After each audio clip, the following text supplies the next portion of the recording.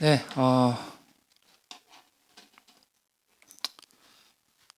지난주에 은혜 목자님이 재밌는 설교를 해주셨기 때문에 저는 오늘 자칫 진부할 수 있는 그리고 뻔할 수도 있는 그런 얘기들이 될 것 같은데 요즘 말로 그 말씀 가운데 각자의 영혼에 킥이 되는 그런 말씀들이 있기를 바라고 시작하도록 하겠습니다. 원래는 이제 바하밥집의 사무국장님을 초빙해서 말씀을 전하려고 했었어요. 네, 제가 밥집의 사무국장인 걸 모르시는 분들이 많으신 거죠. 네, 이게 첫 번째 킥이었는데, 네, 실패했습니다. 네, 말씀을 이제 밥집 국장으로서 말씀을 다른 교회에서도 이제 전해야 될 부분들이 있어서 준비하고 있었던 것들이 있었는데 뜻하지 않는 일들이 생겨났어요. 이제 보문브룩스 가정교회에 이제 파송과 관련해서 목자들이 안디옥 교회의 사람들처럼 그 장로들처럼 우리가 금식하며 기도하면서 하나님의 뜻을 분별하는 시간들을 가져보자 그런 시간들을 하게 됐어요.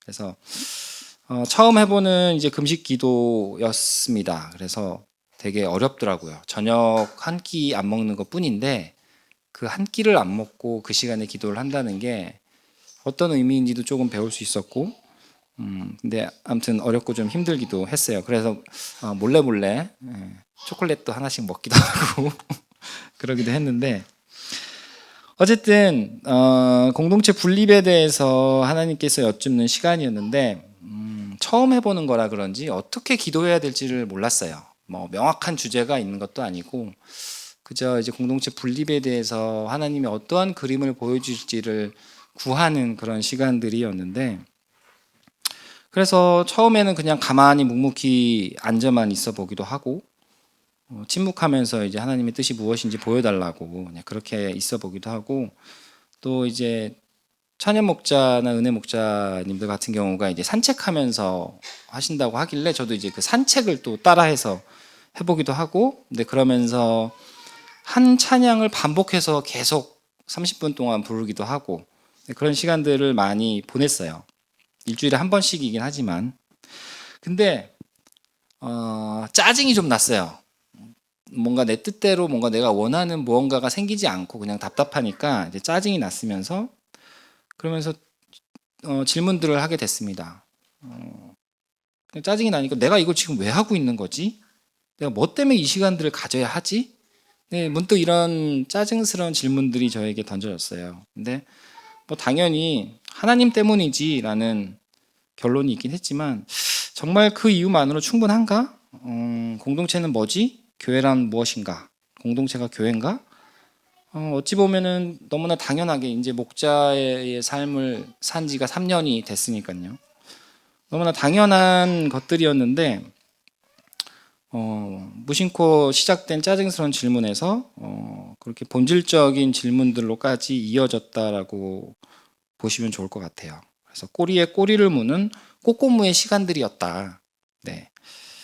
결국 그런데 그러한 삶의 그런 저의 본질적인 그런 질문들의 끝에는 결국엔 그래서 네 삶의 목적은 뭔데로 끝났어요. 네 목적이 무엇이기에 이런 고민들을 하고 이런 생각들을 하느냐. 그래서 그 삶의 목적을 생각해 보게 되었습니다. 하나님께서 그 목적을 향해 나아가도록 지금의 이 질문들을 저한테 던지게 하셨다는 생각을 하게 됐어요. 이런 질문들은 어쨌든 삶의 목적이라는 질문이 던져지니까 그럼 목적을 이루기 위한 수단이 있을 것이다. 그럼 그 수단으로 나는 무엇을 생각하고 있나 그런 생각들을 좀 하게 됐어요. 간단하게는 목적을 이루기 위한 수단으로는 결국엔 가르침대로의 삶이 아닐까. 그 가르침의 삶이 바로 말씀의 순종에서 비롯되는데 근데 거기까지 생각이 가다가 갑자기 떠오른 게 제사보다 순종이라는 이제 글귀였어요. 이제 거기서부터 이제 본격적인 저의 질문들이 시작되게 됩니다. 삐딱선을 타기 시작해요. 거기서부터. 네. 구약의 제사와 오늘날의 예배, 순종과 예배의 관계, 또 그 모든 것들이 일어나는 교회라는 곳은 과연 어떠한 곳이지라는 본질적인 의문들을 갖게 됐어요. 그리고 또한 감히 우리가 어떻게 교회와 예배를 구정할 수 있을까라는 생각들도 들었죠. 그래서 저는 저에게 던져진 이런 질문들의 답 혹은 중간적인 결론 이런 것들을 좀 나누면서 어떠한 저의 꼬꼬무들이 있었나, 그리고 여러분들에게도 그 질문들을 좀 던져보고자 오늘의 말씀을 준비하게 되었습니다. 아까도 말씀드린 것처럼 이제 목적을 이루기 위해서는 반드시 이제 수단이 필요합니다. 우리가 예를 들어 뭐 자격증을 따기 위해서 그에 맞는 훈련이나 공부를 해야 하는 것처럼요. 제 삶의 목적은 온전히 이 말 하나님 나라에 들어가 사는 것입니다. 그래서 이 목적을 이루기 위해서 저는 무엇을 해야 하나라는 질문에서 문득 아까 말씀드렸던 제사보다 순종이라는 문구가 떠올랐고, 제사보다 순종에 관련된 문구는 참 많죠. 네, 그 중에 전 대표적으로 사무엘기 4장을 가져와 봤습니다.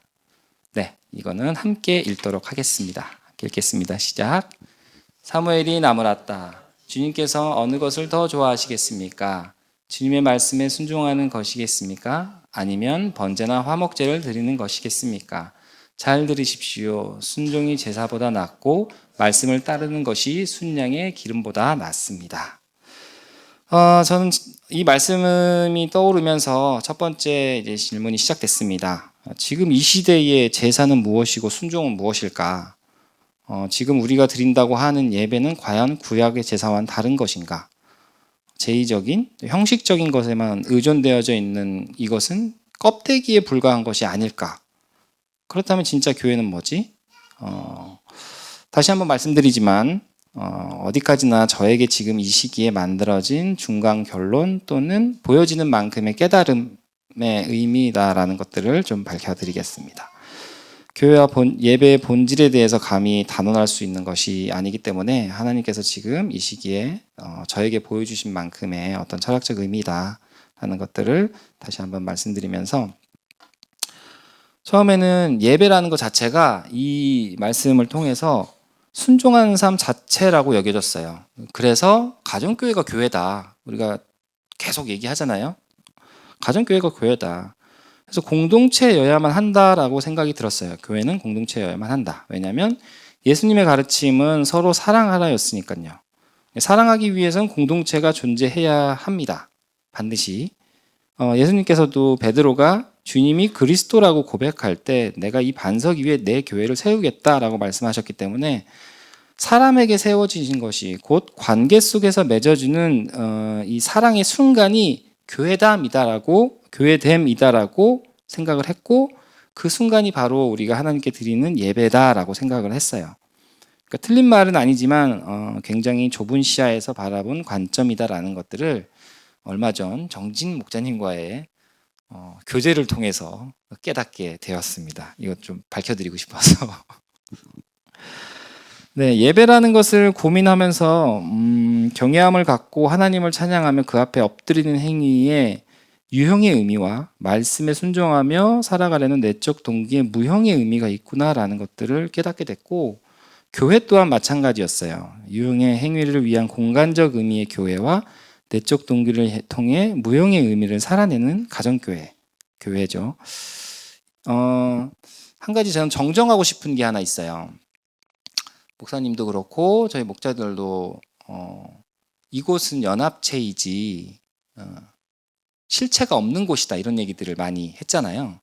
근데 저는 정정을 하고 싶습니다. 이곳은 분명한 실체가 있다라고 얘기를 드리고 싶어요. 그 의미는 차차 이제 이 말씀 가운데에서 나올 것입니다.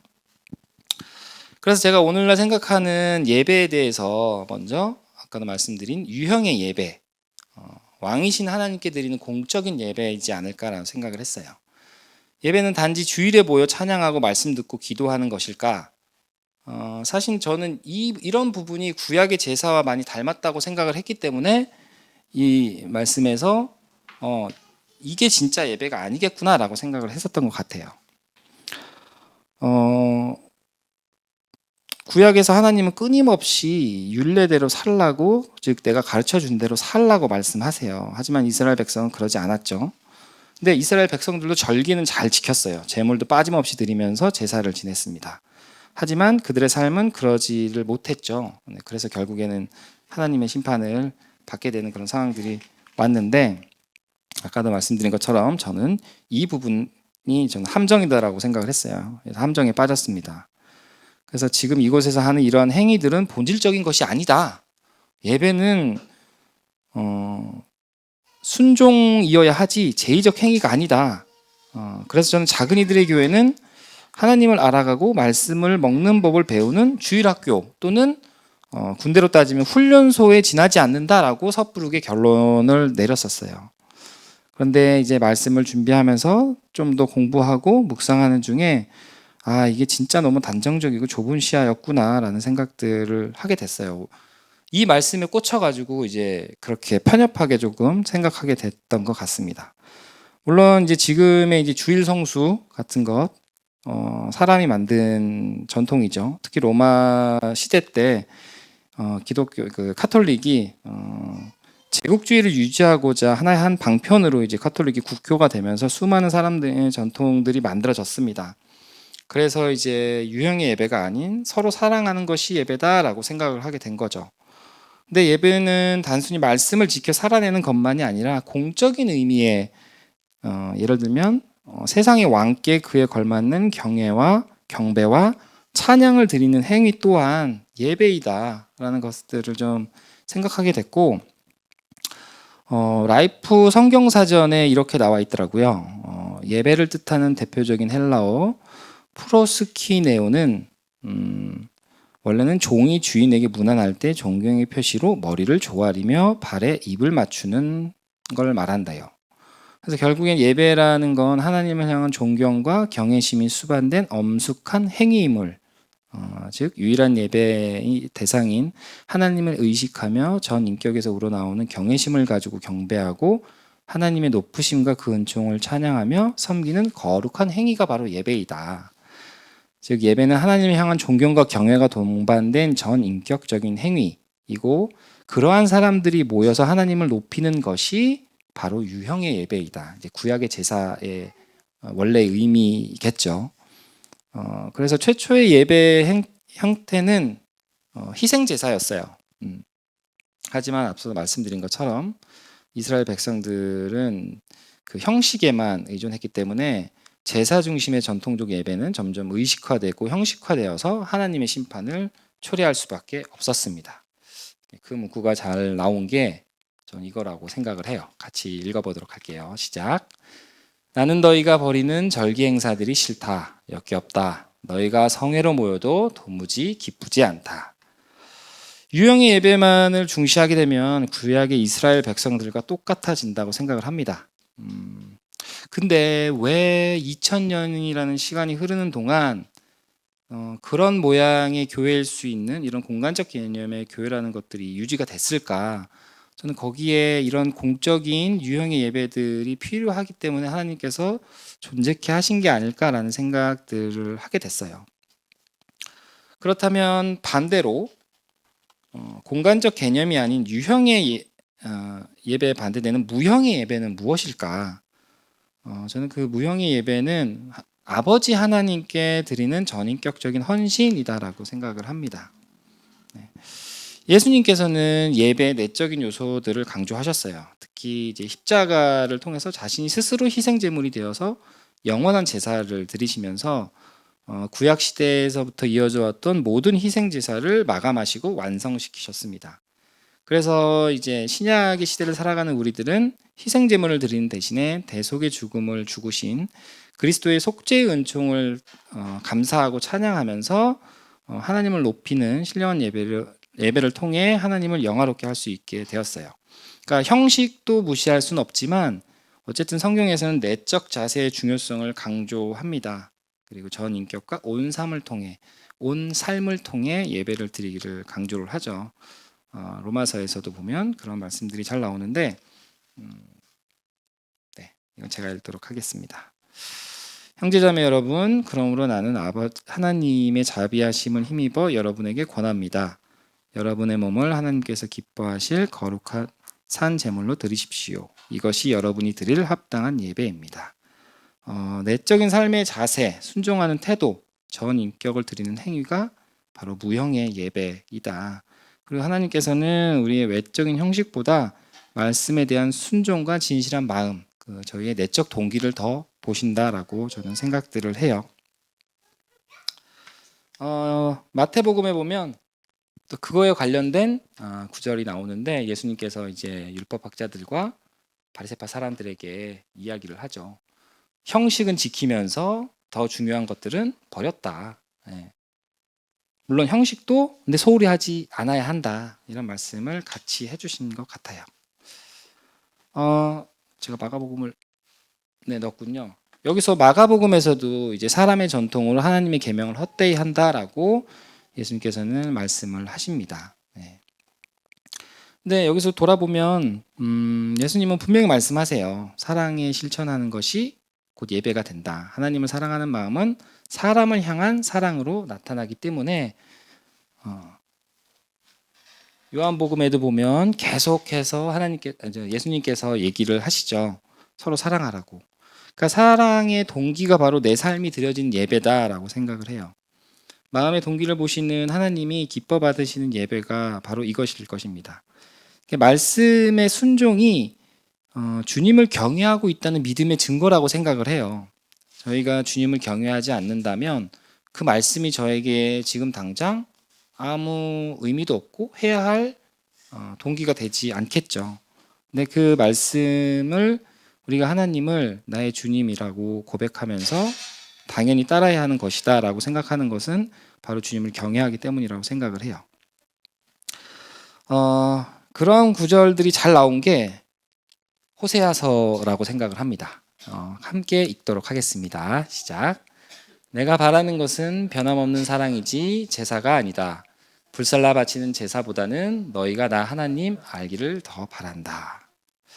여기 상반절에 나오는 내가 바라는 것은 변함없는 사랑이지에서 말하는 사랑은 물론 하나님을 향한 사랑입니다. 근데 우리는 알고 있죠. 하나님을 향한 사랑은 우리에게 주어진 이들에게 행하는 사랑이라는 것을. 왜냐하면 지극히 작은 자에게 한 것이 곧 내게 한 것이다 라고 예수님께서 말씀하셨던 것처럼. 그래서 내적인 동기가 더 중요하다는 것을 여실히 보여주는 구절이라고 생각을 합니다. 또한 하나님의 사랑을 위해 중요한 게 바로 너희가 나 하나님 알기를 더 바란다. 즉 하나님을 알아야 한다는 것입니다. 저는 이게 이제 곧 전해드릴 유형의 교회의 가장 중요한 역할 중에 하나이지 않을까라는 생각을 해요. 어찌 보면 당연하게 다들 알고 계시는 내용이었을 수 있어요. 네. 근데 제 입장에서는 새삼 다시 정리되면서 제 언어로 예배가 무엇인지에 대해서 누군가에게 이야기할 수 있게 되었다라고 생각을 합니다. 근데 이 유형의 예배와 무형의 예배는 유형의 교회와 무형의 교회라는 말에서 비롯됐다고 할 수 있습니다. 유형의 교회에서는 유형의 예배가, 무형의 교회에서는 무형의 예배가 일어나는 것이죠. 그렇다면 유형의 교회와 무형의 교회는 무엇인지 또 같이 한번 알아보도록 하겠습니다. 아까도 말씀드렸던 것처럼 저는 유형의 교회는 지금 저희들이 함께하고 있는 이 작은 이들의 교회라고 생각을 해요. 공간적 개념의 장소입니다. 유형의 예배를 드리기 위한 곳이죠. 그래서 예배를 위해 정해진 시간에 모이는 물리적 공간. 지금 여러분이 계신 이곳이 바로 그렇습니다. 그래서 이런 교회에 대한 유형의 교회에 대해서는 따로 설명할 필요가 없을 것 같아요. 거룩한 공동체가 하나님께 예배드리기 위해 모이는 일정한 장소를 교회라고 라이프 성경사전에도 나와 있습니다. 네, 그렇다면 이제 무형의 교회죠. 이제 드디어 나왔습니다. 가정교회. 왜 이토록 이곳에서는 가정교회가 교회다라고 이렇게 강조를 하는지, 그리고 거기에 항상 따라붙던 질문이 그럼 작은 이들의 교회는 뭔가요? 이런 질문들이 항상 따라붙었었어요. 그때마다 해줬던 건 그거는 이제 가정교회들의 연합이야 라고만 얘기를 했는데, 근데 왜 교회라는 이름이 붙나요? 그때마다 항상 일관된 답변을 해주진 못했던 것 같아요. 네. 아마 다른 분들도 그런 생각들을 하고 계시는 분들이 있을지 모르겠습니다. 저는 교회는 공간이 아니라 시간과 관계의 개념이다라고 아까도 잠깐 말씀드렸던 것처럼 생각을 했어요. 왜냐하면 포도나무와 가지의 비유를 봐서도 그렇고 하나님과 연결되고 서로 사랑하며 살아가는 그 순간이 교회이고 예배가 드려지는 것이다라고 생각을 했으니까요. 예수님의 가르침대로 하나님 사랑을 바탕으로 서로 사랑할 때 그때 바로 교회가 된다는 것이라고 생각을 한 것입니다. 네, 앞서 언급한 대로 예수님이 베드로에게 이 반석 위에 내 교회를 세우겠다라는 말씀에서 우리가 말씀의 진리 위에 기초한 반석이 되면 예수님께서 교회를 세우시겠다라고 하셨습니다. 저는 저희가 교회를 세워가는 것이라고 생각을 했는데 예수님이 세우시는 거더라고요. 물론 이제 저희를 통해서 함께 세우시는 것이라고 생각합니다. 우리는 그 반석 위에 함께 지어져가는 존재라고 봐요. 그래서 제가 왜 교회는 공동체여야만 하는지, 그리고 서로 사랑해야 하는 말씀을 살아내야 하는 곳인지, 사람과 사람 사이가 교회가 되는 것이다라고 생각하게 된 이유라고 볼 수 있습니다. 무형의 교회는 결국 우리들의 관계인 것이죠. 사람 사이의 연결, 하나님의 사랑 안에서의 교제라고 생각을 합니다. 그래서 즉 가정교회는 관계 속에서 세워지는 공동체가 교회고 가정교회가 교회다라고 이야기를 하는 것이 먼저의 의미라고 저는 생각을 해요. 가정교회가 교회다라는 것이 먼저인 것이지 작은이들의 교회가 아닌 것은 아니다. 사도 바울은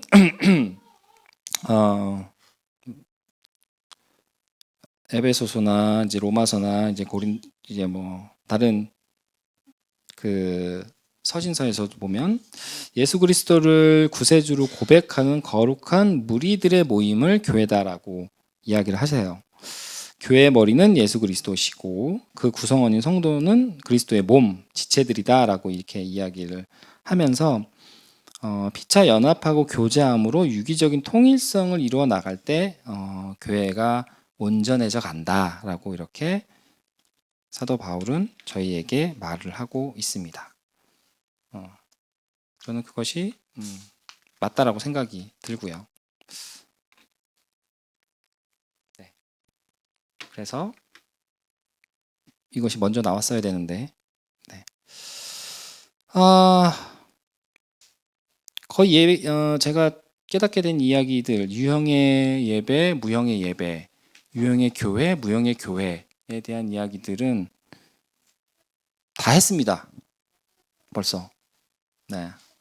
뻔하디 뻔한 얘기일 수도 있는데 이제 조금 더 제가 드리고 싶은 이야기는 나가며에 이제 나와 있습니다. 먼저는 아까도 말씀드린 것처럼 저는 여러분들에게 질문을 하고 싶어요. 여러분에게 교회는, 여러분에게 예배는, 그리고 무엇보다도 여러분들의 삶의 목적이 무엇인지, 삶의 목적이 뚜렷하다면 지금 내가 처해 있는 상황들을 해석하고 어떻게 살아가야 할지를 고민하고 이제 그 길을 찾는 데 있어서 훨씬 큰 도움이 된다라고 생각을 해요. 네. 목적이 선명한데 지금 당장 그 목적을 이루기 위한 목표들을 설정을 하고 그 목표를 이루기 위해서 내가 무엇을 해야 하지라고 하면 내가 해야 할 것들이 선명하게 하나씩 좀 생겨난다고 생각을 하기 때문에 그러한 질문들을 스스로에게 좀 해보셨으면 좋겠다 이런 생각들을 합니다. 정리를 좀 하자면 작은이들의 교회는 연합체로서의 유형의 교회입니다. 근데 굳이 표현하자면 저는 껍데기라고 생각을 해요. 그 안을 무형의 교회인 우리들이 채워야 한다고 생각합니다. 형식만 있는 교회는 껍데기에 불과할 수 있으니까요. 그 안에 무형의 교회인 가정교회가 역할을 찾고 그 각자의 자리에서 빛날 때 저는 하나님이 우리에게 바라시는 교회됨이 이 세상 가운데 드러나게 되는 그 교회됨이 드러날 수 있다라고 생각을 해요. 각기 개성들이 모두 다르죠. 각 가정교회들이 각기의 개성을 갖고 있는 이 가정교회들이 각자의 역할을 찾고 그 사명을 살아낼 때 아마 조금씩 하나님께서 이 작은이들의 교회로 저희를 불러 모으신 이유들이 드러나지 않을까 생각이 들어요.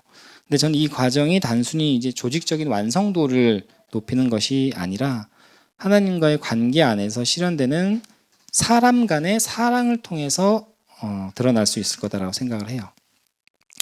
우리가 어떻게 하느냐에 따라 작은 이들의 교회는 속빈 강정이 될 수도 있다고 생각을 합니다. 자칫 속빈 강정이 될 수도 있는 이 겉모습의 연합체 교회에는 큰 의미가 없을 수도 있어요. 그거보다 중요한 게 바로 무형의 우리들로 이루어진 가정교회이기 때문에 그렇습니다. 그렇기 때문에 이 유형의 의미의 교회는 누군가가 주인이 될 수 없어요. 우리가 교회됨을 이루는 주체인 만큼 책임이 우리 모두에게 있습니다. 그걸 맡기신 분께만 권위가 있다라고 생각을 하고 오직 그 권위는 그래서 예수 그리스도께만 있다고 생각을 합니다. 제가 이 얘기를 갑자기 꺼낸 이유는 조금 있다가 아시게 될 것입니다. 그래서 저는 이 연합체로서의 교회에서의 목사님의 역할에 대한 생각들을 해봤어요. 그때만 해도 저는 목사님은 성경 교사로서 우리가 말씀을 먹고 살아야 하는 우리에게 그 말씀이라는 그 조리법과 또 그에 따른 예시적인 간식을 만들어주는 분이시다.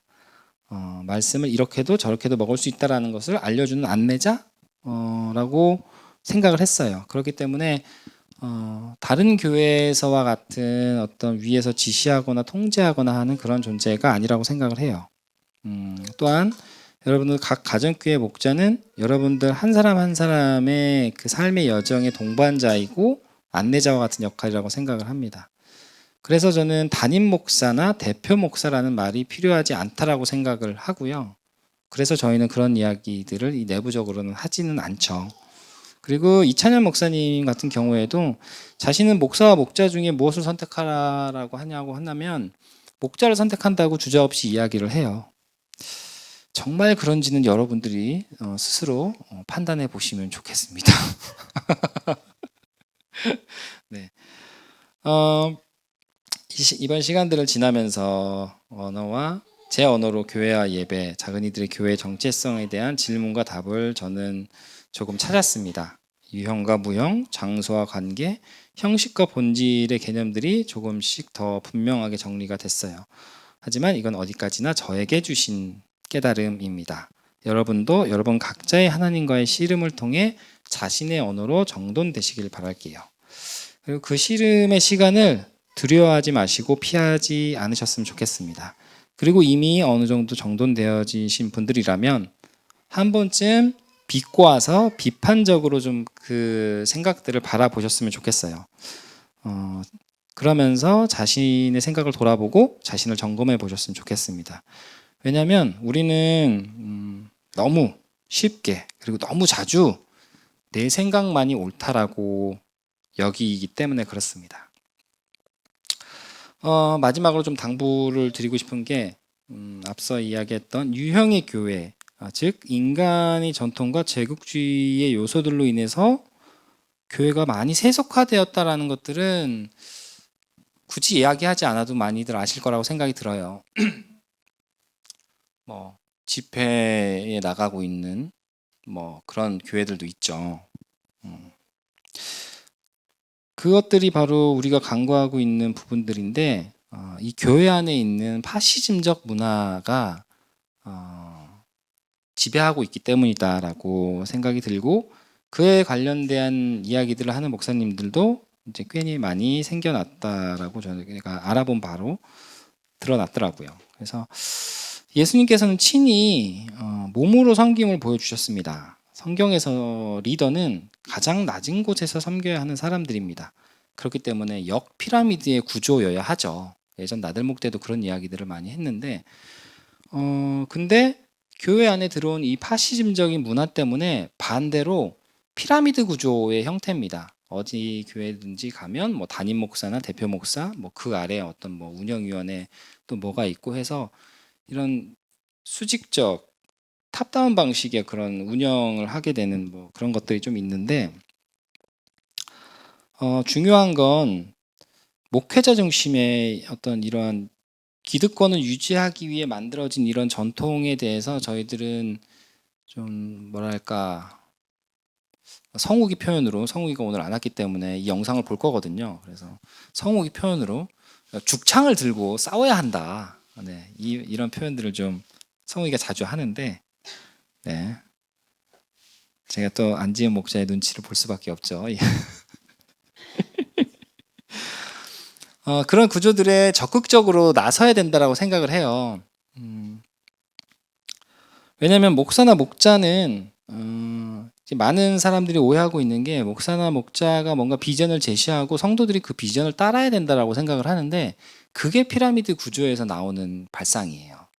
근데 우리는 반대로 개개인 한 사람 한 사람이 하나님과의 관계 안에서 비전을 찾아야 합니다. 그 비전을 찾는 걸 도와주는 역할이 목회자, 목자의 역할이어야 해요. 그게 역피라미드 방식의 구조고 예수님께서 보여주신 저희들의 섬김의 방식이다라고 생각을 합니다. 그래서 좀 여러분들이 목자들을 좀 많이 이용하셨으면 좋겠어요. 하나님께서 그러라고 세우신 사람들이지, 뭔가 여러분들 위해서 여러분들을 통제하고 뭐 이끌어간다라고 하는데, 각자의 길을 가는데 돕는 역할들입니다. 그래서 목자나 목사님이나 어쨌든 권위와 연결될 수 있는 사람들이 행여나 높은 자리에 앉고자 하는 모습들이 보이면 전 여러분들이 주저없이 그들에게 권면해 주셨으면 좋겠어요. 그리고 그 권면을 통해서 이 안에서 저는 개인적으로 항상 얘기하지만 싸움이 일어났으면 좋겠어요. 싸움이 일어나서 그 싸움을 통해 진실된 우리의 모습을 마주하고 사과와 화해의 방법들을 배워나갈 수 있었으면 좋겠습니다. 근데 그게 정말 비욘드의 땅이 굳는다고 서로 간의 관계의 진실적인 면들이 더 굳건해질 수 있다라고 생각을 해요. 물론 이제 모두에게 통용되는 얘기는 아닐 수 있습니다. 근데 기본적으로 우리가 하나님 안에서의 진실한 관계들을 생각을 한다면 좀 그러한 방법들도 생각을 해봐야 될 것 같다. 목자들을 많이 이용하시길 바라고, 목자들이 권위적인 행동을 하는 것들이 보인다면 주저없이 얘기를 해주시고 제가 뭐라고 하겠습니다. 저부터 그러면 안 되겠죠. 진짜 마무리하겠습니다. 네, 3년의 시간을 보내면 처음과 많이 달라진 것들이 많았어요. 처음에 생각했었던 교회, 예배 이런 것들이 무엇인지, 네, 그런 것들을 아마도 하나님께서 다시 보게 하는 그런 시간들이 된 것 같습니다. 현재도 선명한 청사진이 보이는 건 아니에요. 하지만 이 시간을 통해서 하나님께서 본질적인 질문을 저에게 던지셨습니다. 저뿐만 아니라 다른 목자님들도 비슷한 시간들을 보내셨다라고 저는 알고 있어요. 네. 이제 여러분에게 그 질문을 던지고자 합니다. 아까도 말씀드린 것처럼 여러분의 삶의 목적은 무엇인가요? 거기서부터 시작하시길 바랍니다. 우리의 목적은 기독교인이 되는 것이 아니고 예수의 제자가 되는 것이에요. 그 길은 반드시 험난할 수밖에 없습니다. 예수님이 분명하게 말씀하셨으니까요. 씨름하는 거, 싫은 거 저도 너무나 잘 압니다. 하지만 해야 해요. 왜냐하면 목적을 이루기 위해서 필요한 것이니까요. 꼬꼬무의 시간들을 통해서 하나님을 더 많이 알아가고 그 하나님 안에서 누리는 은혜를 더 많이 누리시기를 주님의 이름으로 축복하겠습니다. 1분간 침묵하겠습니다.